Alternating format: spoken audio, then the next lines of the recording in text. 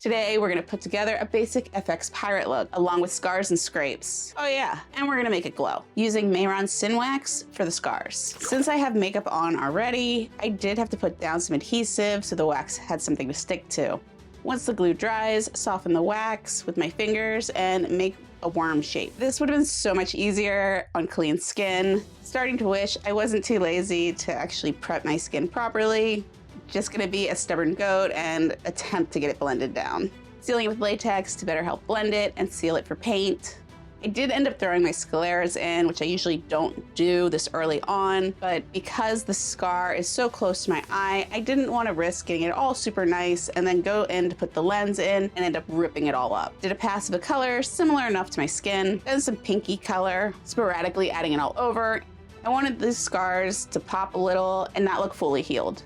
Break a light tone across it to give it a scar texture, and blacken around the eyes. Not making it perfectly blended. It's a pirate, it's for function, not fashion. Add some random little dirt smudges. And use a black stipple sponge to create some scrapes. Also, decided to add some freckles just because. Gonna seal everything down before doing the UV effect.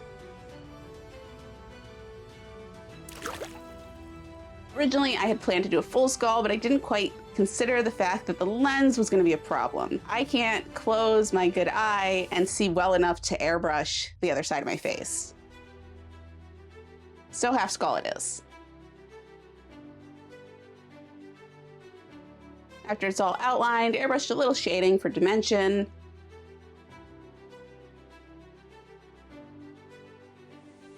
Now to suit up.